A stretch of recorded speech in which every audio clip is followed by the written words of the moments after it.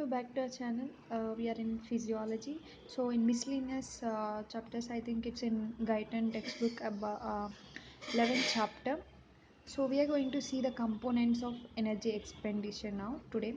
It's chapter 127. So first we have some important terms like only one term here, that is non-shivering thermogenesis. In the name itself you can understand non-shivering means without any shiver heat is produced. Actually, by shivering, why we shiver for cold temperatures? Because to generate the heat production to adapt to that extreme cold conditions. So here it is saying non-shivering means without shiver only how we can produce heat in our body. Let us see. So this is a process that's stimulated mainly by our sympathetic nervous system. So this is a keyword over here in the non-shivering thermogenesis. It is stimulated by sympathetic nervous system activation, which releases mainly norepinephrine and epinephrine. We know when sympathetic nervous system is fired, it releases norepinephrine and epinephrine, so which increase the metabolic activity and also heat generation. So because of sympathetic nervous system here, because of this norepinephrine and epinephrine, there is no shivering, but there is increase in metabolic activity. So remember always this term, whenever there is increase in metabolic activity, then it causes heat generation for sure. So increase in metabolic activity increases the heat generation. So in a 24-hour daily energy expenditure has several components in it. Energy expenditure is nothing but how much energy you use in a 24 hours daily. So we'll see there are several components like we have our basal metabolic rate, it's about 60%, and energy used for physical activity, we know some kind of activity, there we use about 25% of energy. And also energy is used for non-exercise activity. Some of the activities are called non-exercise means without any exercise, just like simply waking up, standing straight, so all those things about 7%, about 7%. And next we have the thermogenic effect of food. So because food is present in our body, it provides energy not only in the form of ATP, but also it forms energy, uh, it is converted into heat form, so it also produces about 8%. So altogether you can see 60 BMR, 25 physical activity, 7% non-exercise activity, and 8% food. So these are all of the 24-hour daily energy expenditure by several components. Now you can see even when a person is at complete rest, for example, if a person is not doing any work, he's so lazy, is always in a complete rest mode. But some energy is required to perform all these chemical reactions of the body, right? Even his rest, his body functions are proper, so there's some chemical reaction going on. So some amount of energy is also required here.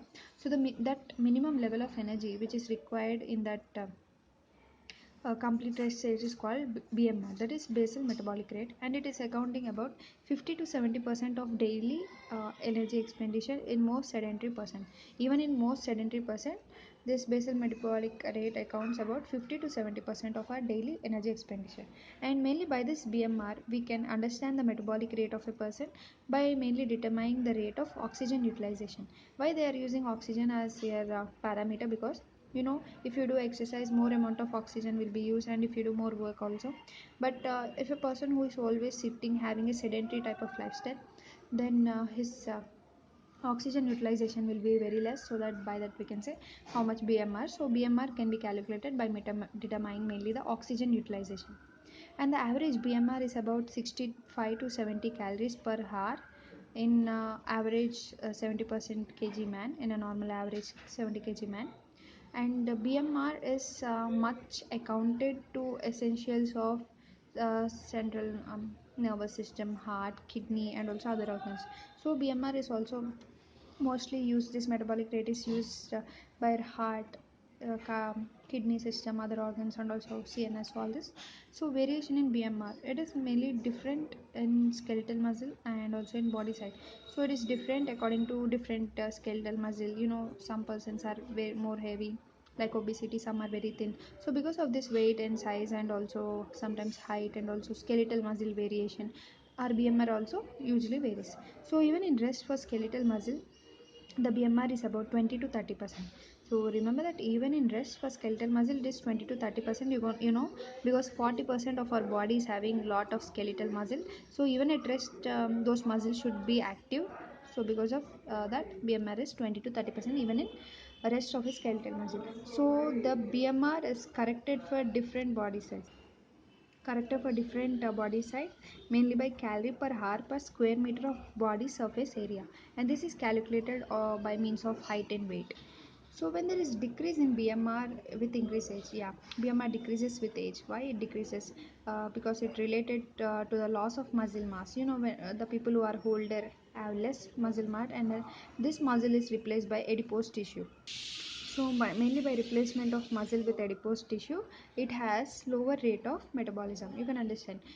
In older age people, they have more fat when compared with muscle, so the metabolism also decreases as BMR also decreases. And BMR is also low in female when compared with male due to low of muscle mass in female. You know, because of female hormones, mostly fat is formed, especially in breast region, in thigh region, hip region. So there is a lot of adipose tissue in female when compared with male because of low muscle mass in female. So even the BMR is low in female when compared with male, and also increase in more adipose tissue in female. So thyroid. Now let us see different hormones, how they are affecting our metabolic rate. So thyroid, whenever the thyroid is very high, it increases the metabolic rate. When thyroid is maximum, then thyroxine is produced maximum, and the metabolic rate is also increased about 50 to 100% above the normal. And also whenever thyroid is decreased, that is total loss of thyroid is also decreased, and the metabolic rate also decreases.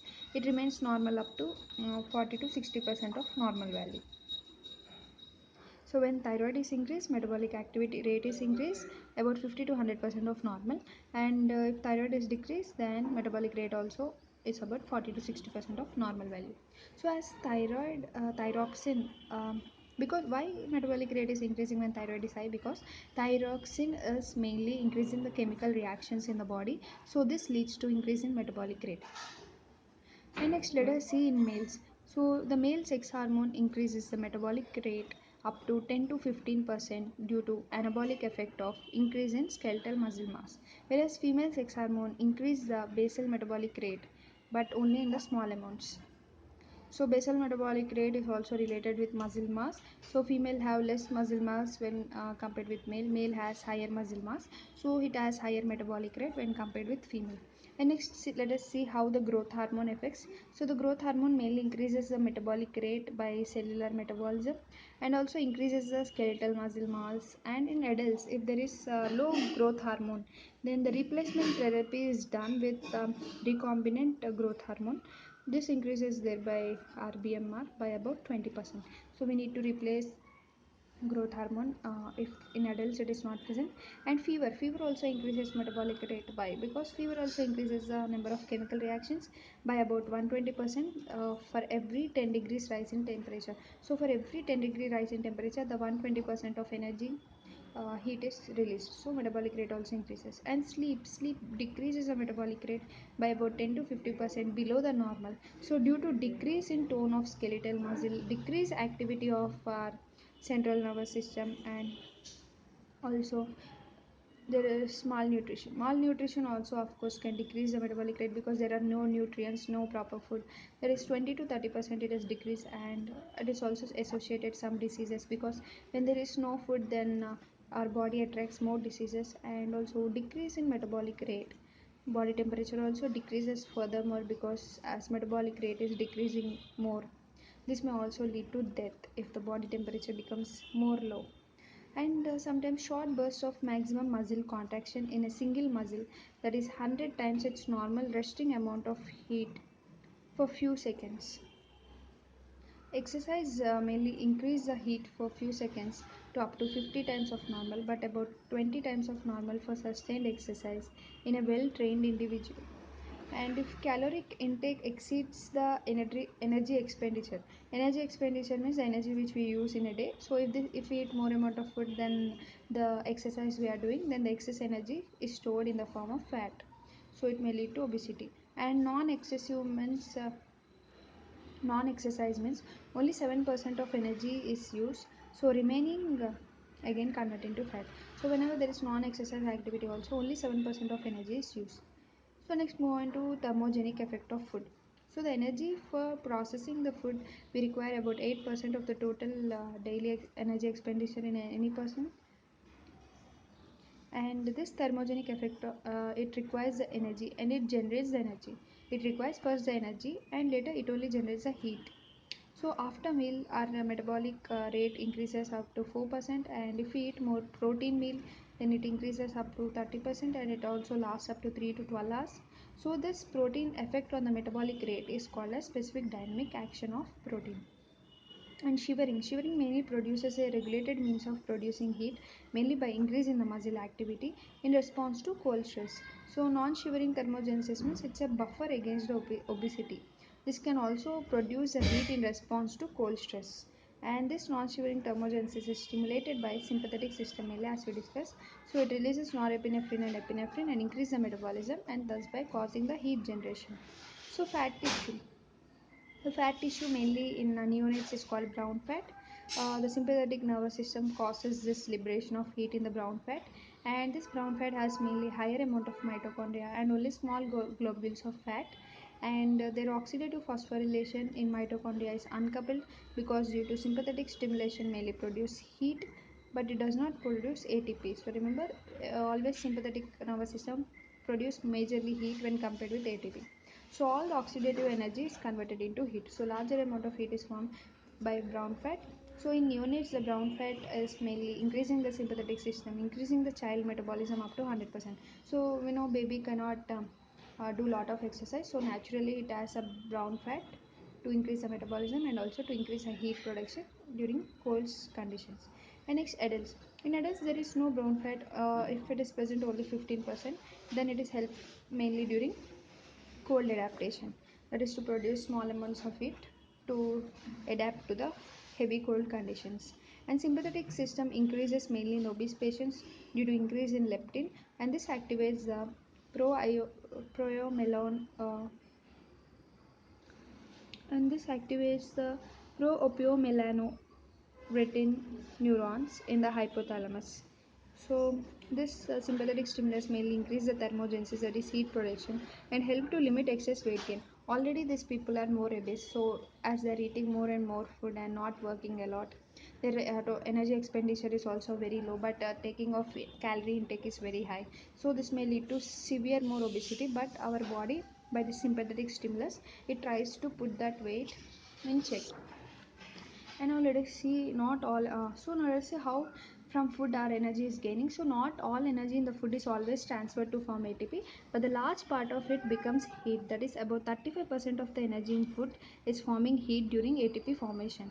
So 27% of energy from the food is used for functional system of cells, that is mainly in the form of ATP of course. So most of the energy becomes heat. So remember that while forming ATP also heat is produced, and from food also again heat is produced. So large amount of heat is producing when our food is converting into energy system. So during climbing steps, the type of some type of potential energy is created mainly by rising our mass against the gravity. And during and when energy expenditure is not taking part, then the energy by metabolic process becomes heat. So this is important. When energy expenditure is not taking part, then the energy by metabolic process converts into heat. So always we need to do exercise to reduce the heat in our body. And next, coming to calorie, of course exercise in turn increases more heat, but if then energy expenditure heat, that exercise heat is better. And next, coming to calorie. Calorie is a unit to quantitatively discuss the metabolic rate of body. So one calorie is also called as gram calorie. If this C is small letter, then it is a small unit. Then a gram calorie. Gram calorie is nothing but a quantity of heat which is required to raise the temperature of 1 gram of water in 1 degree Celsius. Whereas this capital C calorie is called kilocalorie, that is up to 1000 calories, and it is a unit ordinarily used to discuss the energy metabolism. And we also have uh, K kilojoules, and also we have megajoules which are used to mainly express the energy expenditure. So if there is no exercise, if we can measure the total quantity of heat liberated from the body in the given time very easily. And in direct we have two means of calorimeters, direct and indirect. In direct calorimetry, the heat liberated from the body mass is large by constricted calorimeter. And in air chamber, Subject. So here what we do is we take some subject example. We put it in an air chamber, and it is well insulated, so no heat can leak out. And the heat is formed by the subject, which warms the air chamber around it. So the rate of heat gain by water bath measured with the accurate thermometer to the rate at which heat is liberated mainly by subject's body. So the direct process is difficult and it is used for research purpose only. So we use mainly indirect calorimetry. So indirect calorimetry, here we find out the energy expenditure of oxygen, which is more than 95% of energy expended in body, and it is derived from the reaction of oxygen with different types of food. Now let us see, for example, we have 1 liter of oxygen, and if it is reacted with glucose or it is metabolized with glucose, then 5.1 calories of energy is released. And when oxygen is metabolized with starch, 5.06 calories are released, and with fat 4.70, and with protein 4.6. So all these conditions you can see they are almost nearly equal, right? 4.6, 5.65, near to 4 to 5, almost they are equal. So normally, not all this means not by specific food. Normally, we can say that by indirect calorimetry, by oxygen, different kinds of food react, and normally they form about 4.825 calories. This is also called as energy equivalent of oxygen. So we can calculate with this the increase in degree of precision rate of heat. So by this energy equivalence of oxygen, we can easily calculate the amount of heat produced in our body. So the liberation in body from quantity of oxygen used in given period. So carbohydrates metabolism,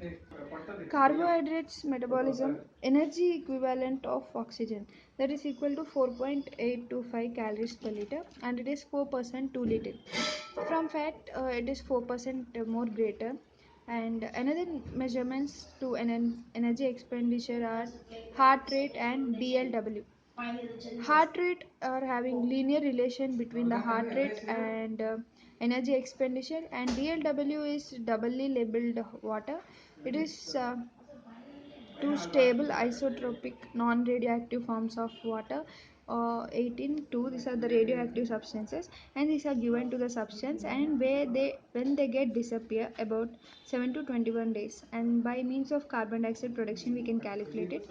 And it is used ideally in free living conditions and also in field settings. And next, heart rate. Heart rate is having linear relation between heart rate and energy expenditure, and it may also change. It may also change between different people, because different people have different heart rate according to their body size, height, weight. All those things vary. So this is all about energy expenditure. So all the components we have seen of energy expenditure. So once we'll check out some diagrams in our textbook to understand this clearly. So you can see this is the components of energy expenditure. So you can see when it is 0, sleeping metabolic rate is 0, basal metabolic rate or sleeping is both equal because it's 0, arousal, we wake up from sleep. Thermic effect of food only 8%, non-exercise activity 7%, purposeful physical activity. If you do physical activity, it is up to 100. The daily energy usage is about 100.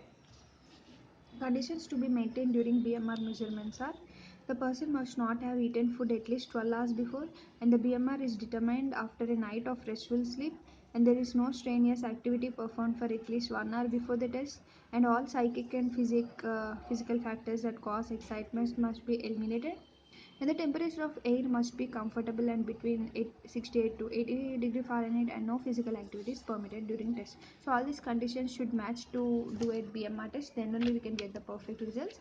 Don't believe the false results by just doing it without following all these conditions. And you can see this is the normal metabolic rates at different ages for each gender.